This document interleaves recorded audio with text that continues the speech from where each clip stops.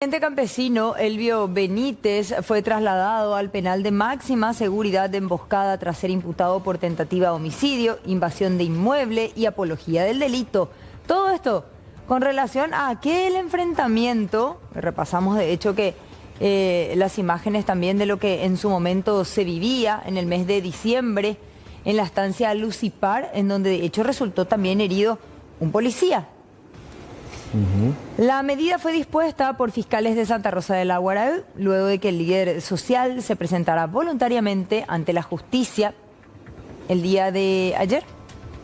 Antes de ayer. Ayer se presentó. Ayer. Okay. Su reclusión se da en medio de la controversia política tras el reciente anuncio de su candidatura presidencial para el 2028 y sus críticas al ministro Enrique Riera y duramente críticas también al gobierno. El momento de estas imágenes corresponde al momento de su traslado. El traslado, sí. Cuando ya, después de darse por detenido, Lo llevaban ya emboscada. era trasladado, ¿verdad? De Santa Rosa de la Guaraú a emboscada. Emboscada. Se concretó el traslado al penal industrial Esperanza de Rodrigo Daniel Renot Alegría, quien en su momento fue condenado a 5 años y 6 meses de cárcel por el abuso sexual en perjuicio de un adolescente de 15 años allá en el 2012 en el Club Centenario. Lo concreto es que, restando el tiempo que estuvo bajo arresto domiciliario, estará por 3 años y 9 meses en prisión. Ya no 5 años y 6 meses. Aunque ya en marzo del 2028 tendrá derecho a la libertad condicional, dependiendo de su comportamiento ahí en este reclusorio. Preguntaba Aníbal si es que el dólar y la cotización actual amerita una reducción en el precio de combustible. Sin embargo, no se tienen novedades al respecto, pero sí hablemos del gas, que precisamente reducción no tiene, sino todo lo contrario, va a subir de precio el gas licuado de petróleo y ya desde el lunes se va a aplicar el nuevo precio. Es lo que dijo Gustavo Lucero, el presidente de Capagás. El ajuste tiene que ver con los costos internacionales del propano y butano, un alza de 22% en logística y la mayor demanda estacional por el frío. Lucero también, directivo de Ecopetrol y su gas, calificó la situación como insostenible. Entonces, el aumento va a ser de 500 guaraníes por kilo y 300 guaraníes por litro, porque por kilo se vende en la garrafa y por litro se carga a los vehículos. La garrafa de 10 kilos, que promediaba los 105.000 guaraníes, entonces ahora va a pasar a costar aproximadamente 110.000 guaraníes, mientras que el envase de 13 litros va a subir unos 6.500 guaraníes.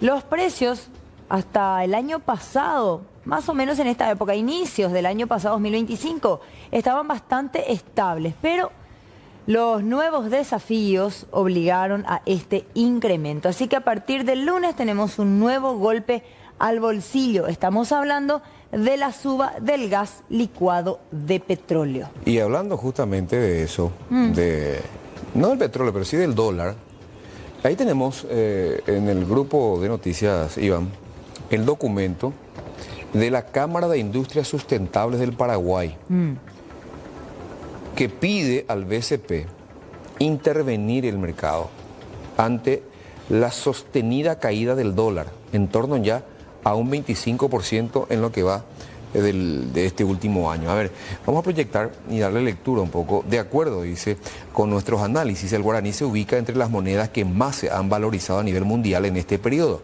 lo que confirma que ya no se trata únicamente de una tendencia internacional, sino de un fenómeno con impacto directo sobre la estructura productiva del país. Este escenario que ya está teniendo consecuencias concretas. Se están perdiendo mercados internacionales y se observa una desaceleración del sector afectado por la caída de precios en moneda local y la pérdida de la competitividad. Claro, vos vendés, cobrás en dólares, pero obviamente recibís menor cantidad de plan, menos guaraníes, recibís menos guaraníes. Si a nivel local comercializás, si cobras en guaraníes, después tenés que comprar tu materia prima en dólares y tenés que estar pagando más. El sector del reciclaje, que genera miles de empleos directos en Paraguay, eso es cierto, y aporta de manera significativa a las exportaciones, se encuentra hoy ante un escenario desafiante que requiere atención. La pérdida de competitividad no solo afecta a las empresas, sino a toda la cadena de valor y al empleo asociado a una actividad clave para el desarrollo sostenible del país.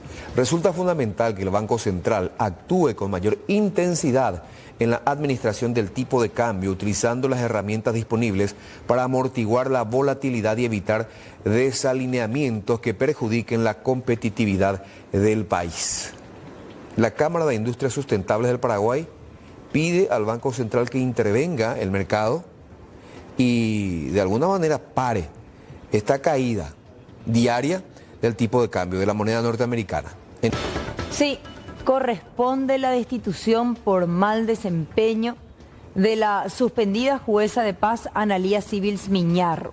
Esto de acuerdo a la acusación del fiscal ante los miembros del jurado de enjuiciamiento. Se resaltó que de acuerdo a una investigación, el embargo irregular de salarios en perjuicio de centenares de víctimas asciende a unos 5.7 millones de dólares durante varios años. Así que finalmente el jurado va a analizar por pedido del fiscal la destitución de la jueza procesada. Y el Tribunal de Apelaciones, integrado por Claudia Criccioni, Gustavo Amarilla y Silvana Luraggi, rechazó por extemporáneo el pedido de prórroga extraordinaria de 6 meses que fue presentado por el fiscal Néstor Coronel en el caso vinculado al presunto narco Walter Galindo, quien investiga una supuesta coima de $50.000.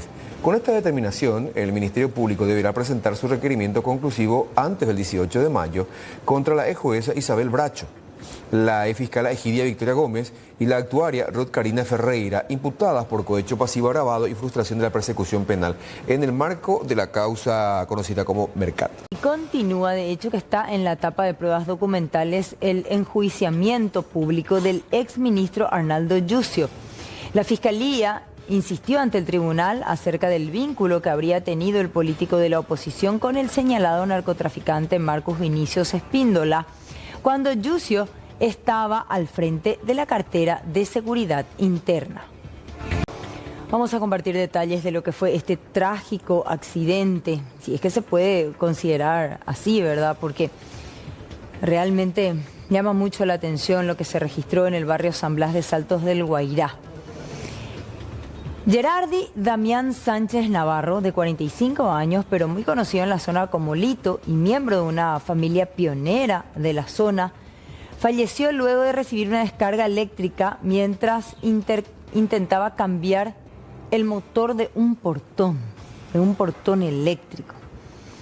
Según reportes, la víctima habría tocado un cable suelto de la ande que estaba en contacto con la estructura metálica, provocando la electrocución fatal. ¿Por qué ponemos en tela de juicio si efectivamente se trataba de un accidente? Porque si había un cable suelto de la ande, sin que ésta haya registrado y rápidamente acudido para la solución del problema, podríamos analizar una posible negligencia. Un cable suelto no puede quedar a merced de los vecinos para que ocurran este tipo de situaciones. A él no se le abrió el portón, entonces baja del vehículo y se acerca para instalar en manual. Y en el momento que toca el portón, se electrocuta porque exactamente, estaba de hecho que ya electrificado el metal, el portón de hierro, cuando Lito se acerca para poder abrirlo.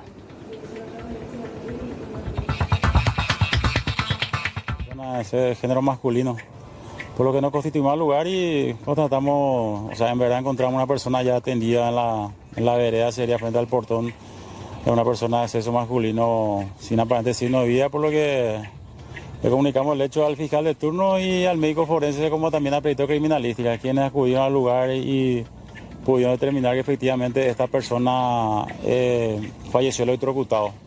Conversamos con la propietaria del lugar, quien nos manifestó que había contratado los servicios de esta persona para servicio, la parte eléctrica, así vamos a acelerar para trabajar por el portón. La propietaria manifestó que salió y ya encontró a esta persona en el suelo, ¿verdad? Y como que cerca del cuerpo había rastro de sangre, entonces se comunicó a la gente de bomberos. A simple vista no se pudo visualizar que había cable suelto, pero posterior a la verificación de los especialistas se pudo corroborar que la estructura de el techo de metal que se encontraba enfrente estaba totalmente, vamos a decir, en conexión directa con la parte eléctrica.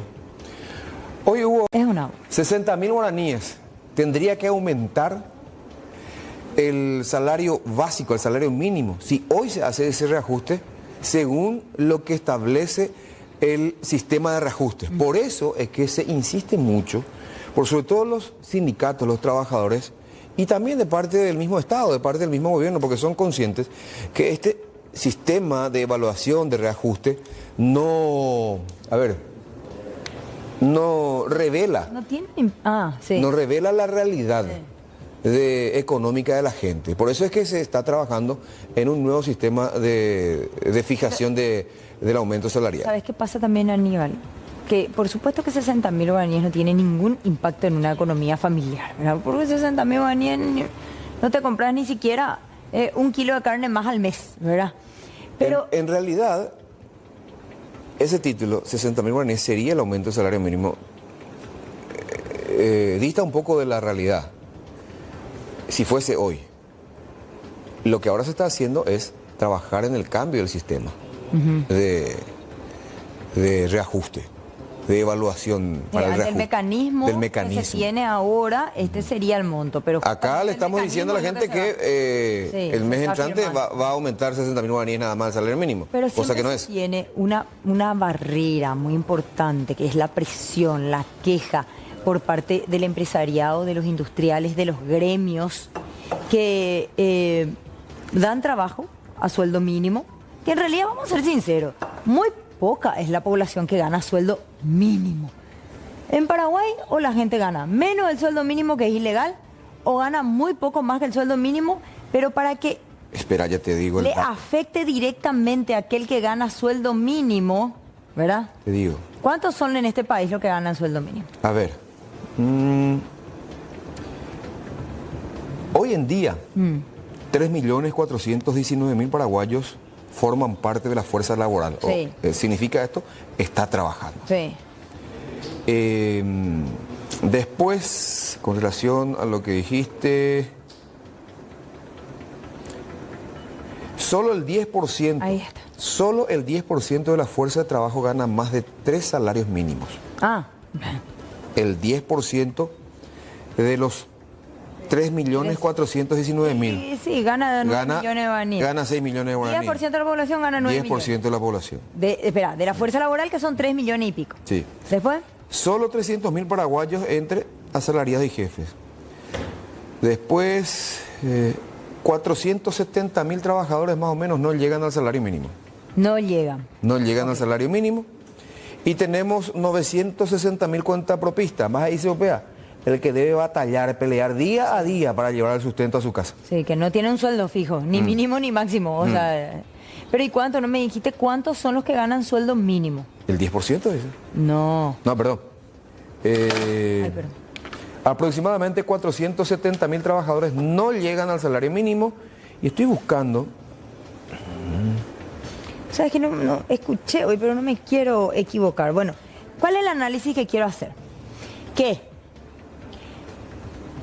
la mayoría de la fuerza trabajadora gana más del sueldo mínimo o menos del sueldo mínimo. O sea, legalmente... El 10% nomás, o sea, 340.000. Pero... Ganan más del salario mínimo. Ganan 3 veces el salario mínimo. 3 veces. Pero a la gente se le paga ese 3 millones, esa colita así, ese pequeño que no, cuando hay un reajuste del sueldo mínimo, no te toca, ¿entendés? Claro. ¿Por qué? Porque vos ganás 60.000 más, 100.000 más vos ganás. Entonces cuando hay o sea, una subida... el salario mínimo hoy es 2.800.000 y gana 3. Y vos ganás 3, ya no te toca. Ya no te Bueno, toca. entonces, el porcentaje de gente que gana realmente el sueldo mínimo con relación a la fuerza laboral en este país no es el más importante. Pero cuando sube el sueldo mínimo, lo primero que hacen los empresarios, los industriales y diferentes gremios que de hecho que emplean con sueldo mínimo es subir sus costos, ¿verdad? Sí. Ellos lo primero que te dicen, no, nosotros tenemos que estar absorbiendo, que subió el sueldo, entonces nosotros tenemos que reajustar nuestros precios y el producto final llega a la calle con una pequeña suba. Y esa suba sí le perjudica a todo aquel que trabaja y vive. Hasta el que gana más y el que gana menos del sueldo mínimo. Por ejemplo, si se concreta esos 60.000, de una te consume la suba. Si sube ese 60.000, los supermercados van a empezar a subir sus precios. ¿Por qué? porque tiene que pagar su personal un poquitito más, ¿verdad? Los depósitos, la distribución, los fábricas de fideo, de arroz, de todo van a empezar a subir sus precios. Y voy a terminar pagando el pato yo, vos y todo aquel que no gana sueldo mínimo, que es mayoría de la población, porque hay una subida en el costo. Claro. Entonces, si va a subir el sueldo mínimo, que sea una suba significativa, porque a consecuencia de eso sube toda la cadena de producción y suben los costos de los productos. Tampoco pretendemos que suba 500.000 guaraníes como también se propone, ¿verdad? Entre 500 y 700 proponen los sindicatos. Porque creemos que es un monto grande para subir de una, ¿verdad? Pero por lo menos que se encuentre un punto medio en el que todos salimos favorecidos. De 200, 250. Y sí, por lo menos un 2.50. Sería lo ideal, pero... Lo ideal, en un mundo ideal. Creo que eso dista mucho de la realidad. Es que si hoy reajustamos el salario mínimo a los datos del IPC, nos dan aproximadamente 60.000 guaraníes. Y lo que todos estamos de acuerdo es que eso no es suficiente y no es justo. Entonces es por eso que nosotros hoy desde el Ministerio tenemos la responsabilidad de sentar a dos actores, a dos partes importantes dentro del proceso de esta discusión, que son los trabajadores y los empresarios.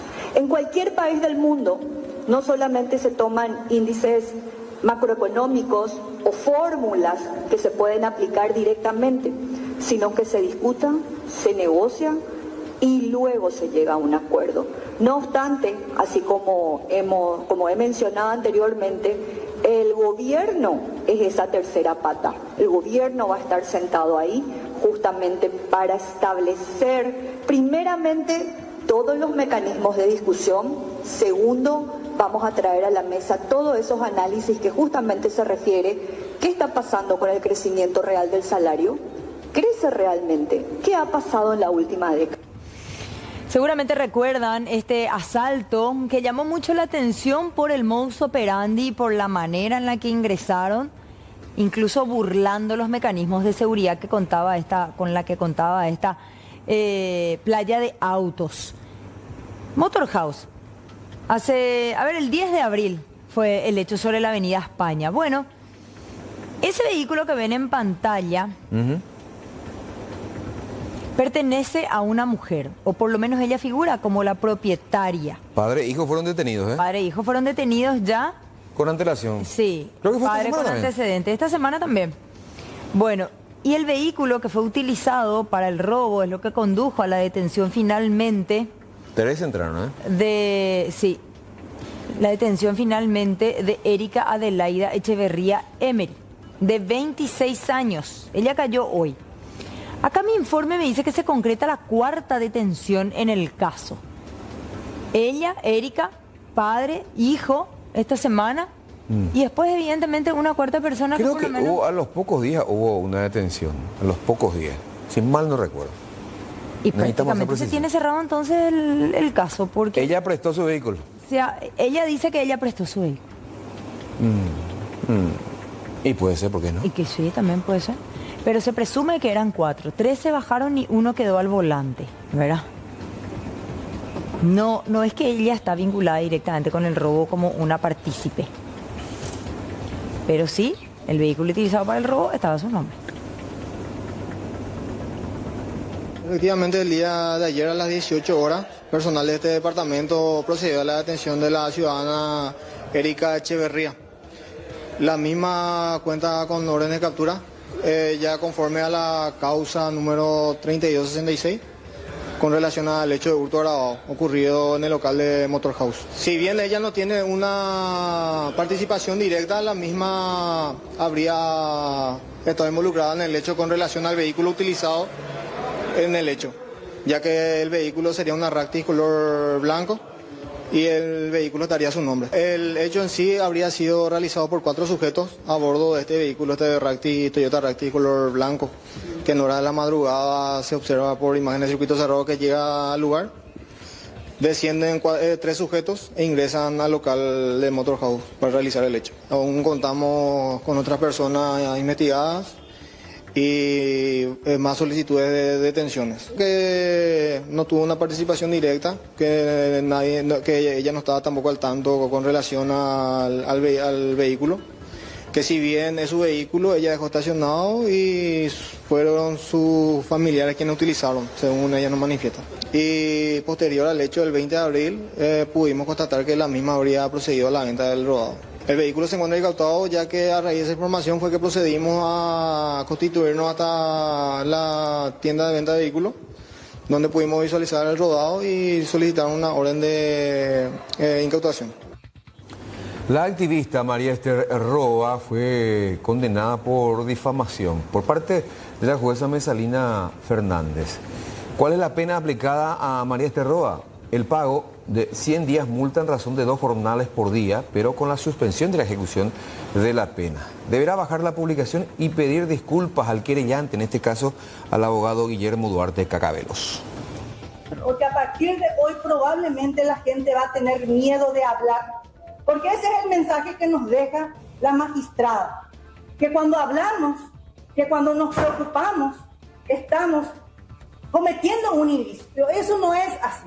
Este fallo tiene que ser revocado. Si no es revocado en Paraguay, tiene que ir y recorrer las fronteras. Ocurrió con el tema de Canese. Nuevamente Paraguay va a tener que seguir soportando realmente resoluciones que contravienen los derechos fundamentales, la libertad. Bienvenido a Paraguay, amigo extranjero. Imagínense, este es el recibimiento que le dieron a esta familia, que llegó de Argentina y que terminó siendo atacada por falsos policías. Estos falsos policías entraron con equipos tácticos, agredieron a las víctimas, todo ocurrió en horas de la madrugada, y se llevaron una millonaria suma de dinero luego del ataque armado, reitero, con muchísima violencia. Se habla de que el botín sería de $17.000 y 14 millones de guaraníes. La verdad que sí, sería una simple realidad, porque la verdad que no pasó, lo que no pasó muy feo.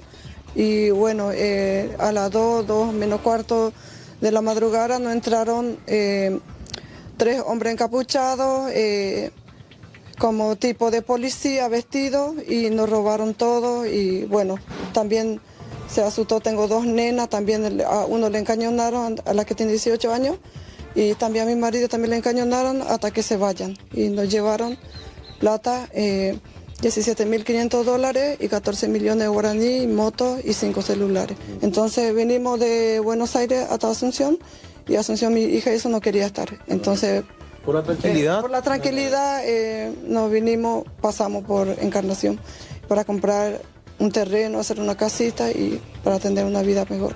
Sí, y nada. Y en este caso los responsables, ¿le atacaron a usted cuando usted estaba en su cama? Sí, nosotros estábamos durmiendo esa hora y bueno, la verdad que a mí me sorprendió un montón, porque cuando entraron nos enfocó con la linterna y bueno, y nos dijo mano a la nuca.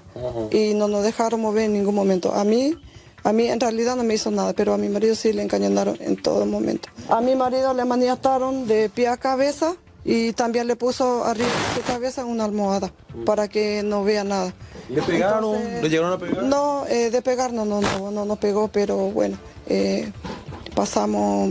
Bueno, vamos a hablar con el comisario Carlos Martínez acerca del hallazgo de un cadáver, como así también de una aeronave.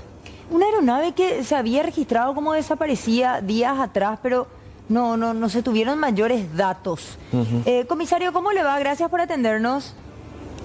Buenas tardes para ustedes ahí y su amable audiencia. Estamos a la orden para las consultas. Comisario, ¿qué fue lo que encontraron en la estancia Amarán? ¿Quién dio aviso?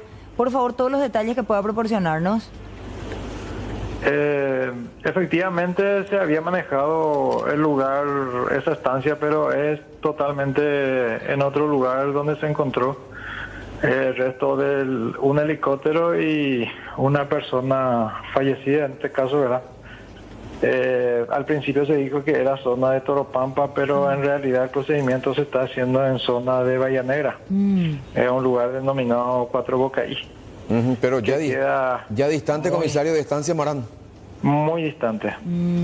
Okay. Muy Bueno, distante. corregimos eso. Entonces, acá están parte de un helicóptero siniestrado y una persona fallecida, en este caso ya enterrado en una bolsa. ¿Cómo? Le sacaron a la persona el helicóptero y le enterraron en una bolsa. Le sacaron a la persona y le enterraron en una bolsa, y el helicóptero también fue totalmente desarmada o destruida en este caso, y solamente está acá la parte del motor y una parte de la chapería. A ver, este helicóptero despegó y habría capotado el 17 de abril, y desde Río de Janeiro lanzaron el pedido para ubicar al piloto, por lo menos, del helicóptero, ¿verdad? ¿Sería de nacionalidad brasileña entonces? Es lo que estamos manejando, porque así como le digo, el cuerpo está totalmente ya descompuesto. Nosotros estamos esperando acá a los fiscales, también al forense, para que podamos trasladar el cuerpo. No tenemos todavía la identidad. Lo que presumimos que se trataría del brasileño desaparecido, ¿verdad? Y nosotros había enviado alerta a la gente de Tripartito de Pedro Juan Caballero, y tuvimos una información, fuimos a verificar y efectivamente encontramos a una persona quien trabaja en una estancia. Conversamos con él mismo entró en muchas inconsistencias y empezamos a dialogar con él, y al final comentó parte de lo ocurrido, ¿verdad? ¿Qué dijo? Y que efectivamente cayó el helicóptero ahí, y que él se encargó de hacer el trabajo de enterrarle a esta persona y parte del helicóptero siniestrado, pero... ¿Pero por qué? ¿Para qué? ¿Por pedido de quién? ¿Por pedido de quién? Él no... Y seguramente, según él, vinieron gente ahí con vehículos en 3 camionetas. Incluso una de las personas que estaba en el helicóptero no falleció, y que le llevaron también a él. O sea, 2 estaban en el helicóptero, 2 personas. 2 personas. A ver, comisario, esto pasó hace 15 días. Mañana se cumplen 15 días, ¿verdad? Se presume que gente vinculada al narcotráfico. ¿Venía droga en ese helicóptero? Es lo que creemos nosotros también, ¿verdad? Estando acá en el lugar, es lo que creemos, que vinieron para rescatar o para llevar alguna mercadería ilícita, ¿verdad? Sí. ¿Y cómo ubicaron el helicóptero, verdad? Evidentemente alguien tuvo que haberle dado la información de que capotó, hubo humo, hubo una explosión, alguien le tuvo que haber ubicado. Y sí, después de salir en los medios y todo eso, muchas personas se enteraron, y gracias a eso también nosotros tuvimos la información para venir en esta zona, ¿verdad? Porque la gente de Alto Paraguay, por ejemplo, es imposible que lleguen de hacia el lado de Olimpo en la zona. Solamente nosotros de hacia Mariscal Etigarribia o Querón pudimos llegar. Ahora, comisario, ¿es común en esta zona ver este tipo de tránsito de aviones, de helicópteros, bajadas en pistas clandestinas? ¿Qué información manejan ustedes sobre los sobrevuelos constantes? En realidad, rumores siempre hay, pero no, ellos no usan la parte, vamos a llamarle urbana, sino bordean las costas hacia el cerro Largo, como le llaman acá, y ese es todo frontera pues con Bolivia, Brasil. Sí, pero esas estancias son propiedad de paraguayos, ¿verdad? La mayoría son también brasileros los que están por la zona. Porque me llama mucho la atención que no se sepa que están bajando en su estancia, por ejemplo, ¿verdad? Yo entiendo que por miedo mucha gente no habla, pero de que saben, saben. De hecho que con la policía, al menos para que te den información, es muy difícil, ¿verdad? Normalmente nosotros siempre buscamos esa información, pero no es fácil conseguir la información. En estos ¿Hay casos, miedo también? Claro, es una zona totalmente despoblada, Y imagínense una persona que dé información y que iba como encargado solo en una estancia para dar información es un poco difícil. Totalmente. Cuando hay así personas fallecidas y eso sí o sí la policía de alguna u otra forma se le da esa información para ir a corroborar o a ver la situación. Comisario, al final, ¿quién fue el que reportó o halló el helicóptero y el cuerpo? No, y la policía fue el que nosotros somos los que encontramos el helicóptero y el cuerpo. Sí, pero ¿en base a qué tipo de información? Porque usted me dice que fue muy distante. Hay una información, de hecho que hay una información humana de una persona, ¿verdad? Pero y ahí fueron. Tampoco podemos... ¿Y cuál es la situación de este que enterró el cuerpo y parte del helicóptero también? ¿Está demorado? Está prendido. Es una persona que está en este momento aprendido. Estamos esperando la confirmación de los fiscales. Tiene que ser escuchado, tiene que declarar esta persona ante la fiscalía. ¿Y él es ahí estanciero, capataz? Él es encargado de una estancia. Pero le obligaron, dice él. De una estancia que está al lado de donde ocurrió el hecho otra vez, no en el mismo previo. Es encargado de una estancia que está al lado. Y le obligaron, dice él, a enterrar. Es lo que manifestó él. A hacer todo el trabajo. ¿Es un hombre con antecedentes, comisario? Y hasta el momento no estamos cotejando, no tiene el antecedente. Es una persona joven de 39 años aproximadamente. ¿Qué características tenía el helicóptero? ¿Qué tipo de helicóptero era? A ver, según tengo entendido, un helicóptero... Pequeño, tipo Robinson, para dos personas. Es Robinson. Es tipo, no es un helicóptero de gran magnitud, de gran tamaño. Muy especial, de gran tamaño. Bueno, ¿qué va a pasar con el cuerpo encontrado, comisario? Y como le dije, estamos esperando que tener alguna directiva de los fiscales. Ellos ya están en conocimiento. Y si es que el cuerpo va a ser trasladado de acá a una morgue o ellos vienen hasta el lugar para cotejar todos los datos que nosotros le estamos pasando. Y a prima facie que se ve, fue asesinado a balazos, no está desmembrado el cuerpo, ¿verdad? Está totalmente decompuesto ya.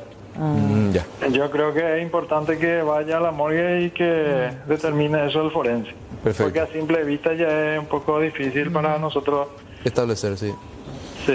Gracias, comisario, por su tiempo y estos datos. Vamos a hablar a continuación ahora de esta decisión asumida por el juez Francisco Acevedo, quien le denegó el arresto domiciliario a Dalia López, quien de esta manera seguirá recluida en el complejo de Emboscada, en la prisión para mujeres en la ciudad de Emboscada. Tenemos la resolución emanada por el juez Francisco Acevedo en el transcurso de esta tarde. Por supuesto, hubo malestar de parte de los abogados defensores de Dalia López. No hacer lugar, dice, la revisión de la medida cautelar de la prisión preventiva solicitada por la defensa técnica de Dalia Angélica López Troche. Mantener la prisión preventiva que fuera decretada el 3 de abril del 2026 y dice quien seguirá guardando reclusión en el complejo para mujeres privadas de libertad de Emboscada Comple o en el establecimiento más adecuado al cumplimiento de la presente orden. Y fíjense en el punto 3, instar a las autoridades penitenciarias que den cumplimiento a lo establecido en el artículo 73 de la ley 210/70 en relación a la salud de la ciudadana Dalia López Troche. Porque, ¿qué es lo que argumenta la defensa? Que cada vez se va deteriorando más el estado de salud de Dalia López y corresponde entonces el arresto domiciliario y permitirle también que se le practique todos los estudios que supuestamente van a establecer con exactitud cuáles son sus dolencias y cuál es el tratamiento adecuado. Sí, porque muchos estudios quedaron pendientes porque no tenían los equipos. Sí. ¿Te acuerdas aquella vez que ella fue inspeccionada en donde se le vio en estado general óptimo, verdad? Podemos ir, Iván, a la página penúltima o antepenúltima para encontrar el argumento del magistrado para ella había solicitado en su momento arresto domiciliario con la tobillera electrónica y una caución de casi $1.700.000. Sí. Acá está el análisis del juzgado sobre la revisión de la medida cautelar. Dice: no ha relatado que la misma posea una cuestión grave de salud, no pudiendo encuadrarse en lo establecido en el artículo 238 del Código Procesal Penal. Dice, el doctor Fernando Insaurralde, que ha ordenado, dice, su constitución, él se constituyó al COMPLE para la evaluación de la salud de la ciudadana López Troche. Y el dictamen médico dice que no detectó cuestión grave de salud en Dalia. No obstante, dice, esta magistratura tiene la obligación de referirse a los requisitos para la continuación o no de la prisión preventiva decretada en autos. En particular en lo relativo al peligro de fuga y a la necesidad de asegurar la sujeción de la imputada al procesado. Estuvo 6 años prófugo, no puede darle rápidamente porque de vuelta puede fugarse, ¿verdad? Yo estaba escuchando, porque como vos decías, no le cayó muy bien a los abogados. Dice que ella nunca se presentó antes porque ella no quería estar un solo día en la cárcel. Ah, bueno. Y ahora ya está hace 3 meses, prácticamente. O sea, que esto era ¿Qué dice más abajo? Podía evitar. A ver, dice un poco más abajo, en la siguiente página, ya.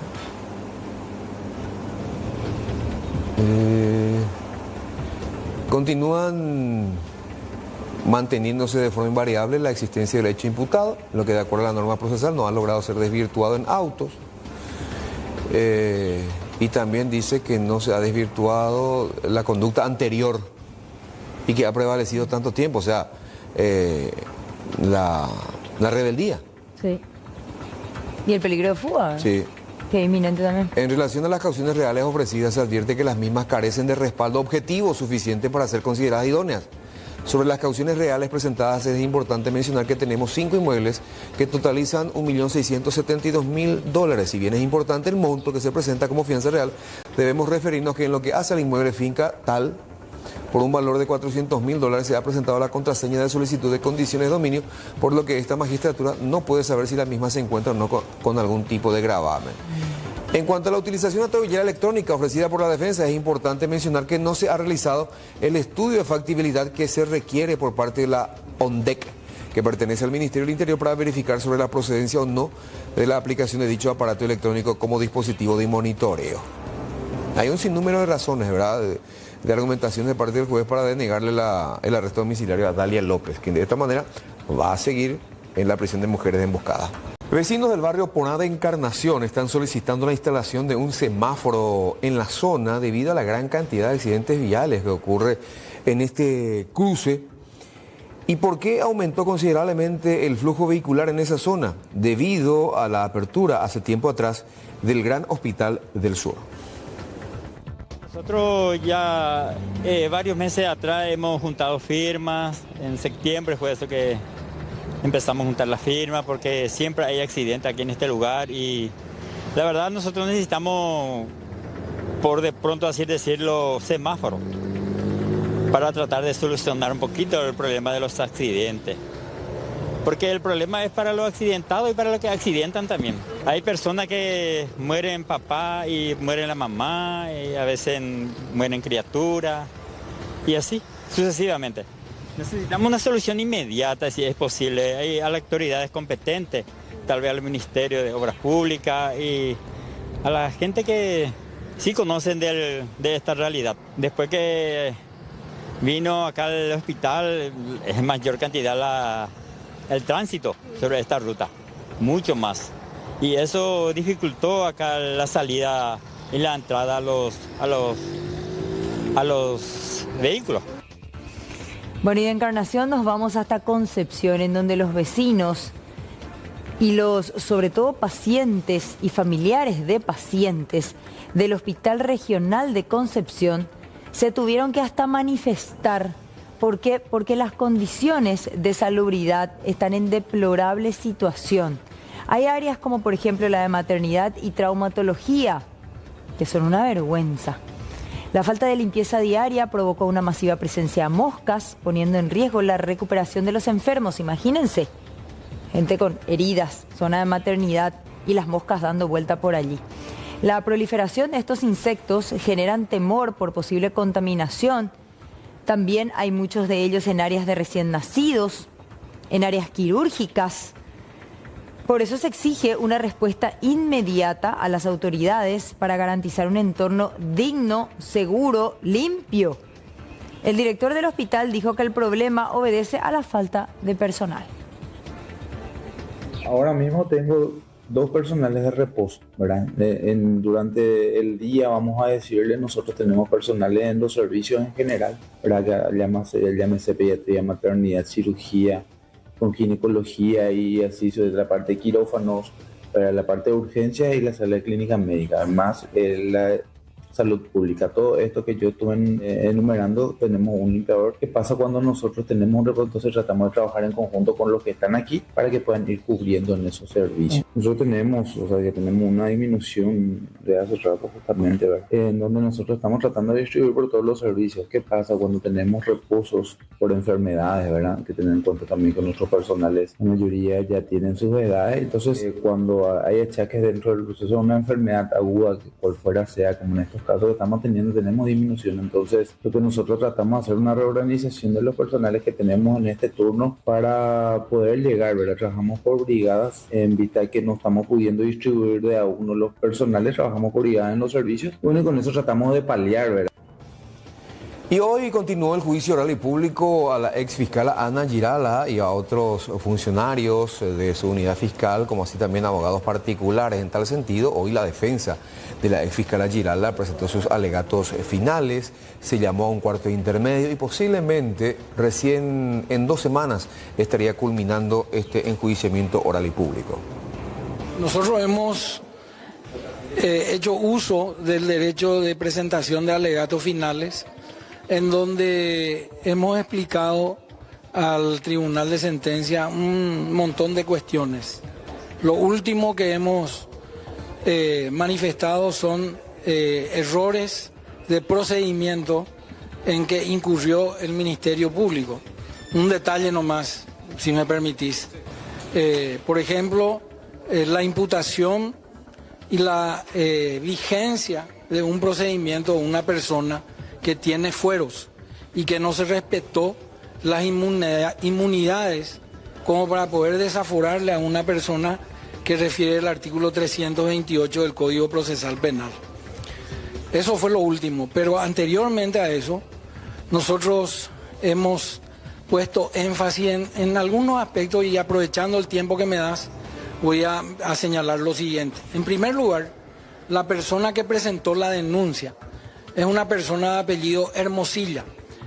Esta persona tiene un hijo que se llama Richard Hermosilla y que está imputado por tentativa de homicidio porque le disparó a una persona y por violación de la ley de armas.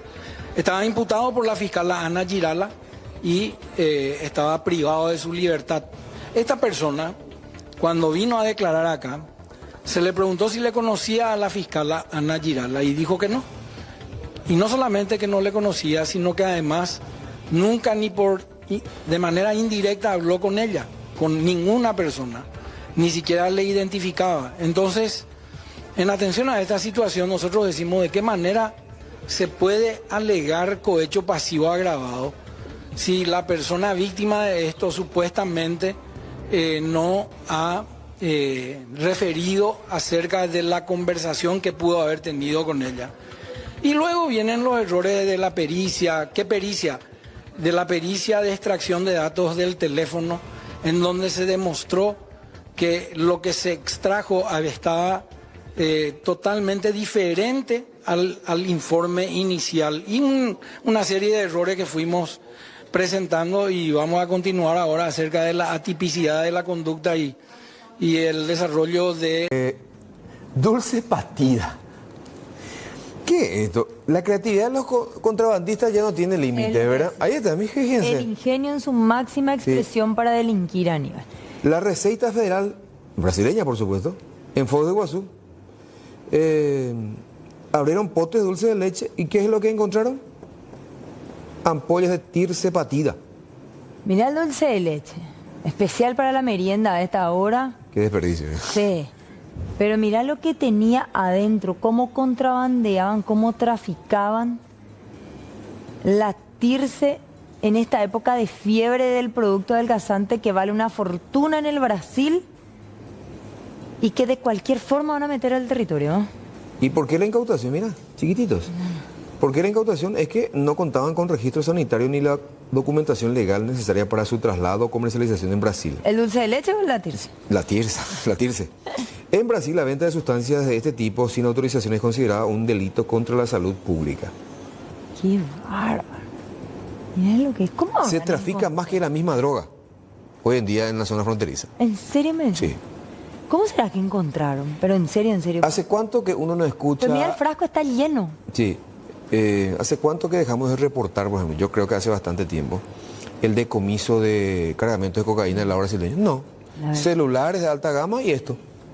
La verdad. Cada tanto a veces cae un poco de marihuana, pero hasta ahí. Pero grandes cargamentos de cocaína en el lado brasileño, por ejemplo, de este lado para allá, nada.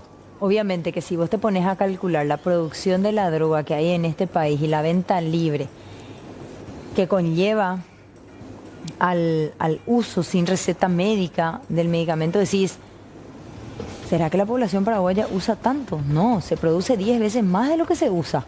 Sí. ¿Verdad? Bueno, pero con ese mismo criterio hay otros productos que tampoco se consumen demasiado y tenemos una cantidad impresionante de producción, ¿verdad? ¿Por qué? Porque los mercados vecinos son el blanco principal. Sí. Impresionante, obvio, ahí no hay cadena de frío, gente, ahí no hay ningún tipo de control, vos no sabes si esta TIRSE es original o no, si es paralela, si es falsificada, si te estás poniendo suero fisiológico, si qué es lo que te estás aplicando, porque si ya se va lo en un pote de dulce de leche, ¿qué puedes pretender? Pero el ingenio... Pero ¿cómo es que pillaron que iban en esos potes? Porque controles aleatorios. Encerrado, ¿eh? Ya lo veo. Vamos con Cristian Cruz y la noticia, adelante. Es así, Mercedes Animal, y nosotros nos encontramos frente al edificio del Ministerio de Educación y Ciencia, acá sobre las calles 15 de agosto, donde se está desarrollando esta manifestación pacífica, podría decirse, de parte de maestros del gremio de la OTEP-SN, en donde están reclamando una serie de hechos de los cuales ellos no están de acuerdo con respecto a lo que fue la renovación de la caja fiscal, entre otras cosas. Vamos a escuchar, compañero, un poco de sus reclamos. Las escuelitas humildes, amo campaña Uruguape, donde coveima posibilidad o estudiamos y cuey. La Catuingo pese y neña permitió, con día tan especial, ve, Yayuman de Aná, Hayayuta cada año, la ñene caneo hay, que denuncian gobierno tras gobierno que viene solamente para robar y no para hacer inversiones ni para mejorar una educación en este país que es nuestro Paraguay tan lindo, tan rico y que la población sea tan pobre, compañeros y compañeras. Los docentes, humildes docentes, sacrificados, te hizo el domingo en 2021 feroz regalo y en el descuento del 3%, hay por supuesto déficit de la caja fiscal y a solucionar, compañeros. Ya no es posible, peña de familia peruana, de plata, amigo, con ricos sin vergüenza, millones de ganadas y cuando sufría, que de ellas estaba día a día, compañeros. 130, 200 millones van a ganar, unos cuantos ricos, poderosos, o mandaba día a día, Gañanera está, en vez que o invertir en educaciones, o invertir... Bueno, compañeros, ahí tenemos parte de los reclamos. Esto va a seguir por el transcurso de esta tarde, noche. También cabe aclarar que esta manifestación se hace también el día de hoy, que es Día del Maestro acá en nuestro país, ¿verdad? Y bueno, están reclamando sus derechos, entre ellos la inconformidad con el tema de la reforma de la caja fiscal, entre otras cosas, compañeros. Bueno, Cristian, qué poca convocatoria, ¿eh? Para un día tan significativo, unas reivindicaciones tan importantes. Estuve contabilizando, no más de 15 personas. Sí. Gracias a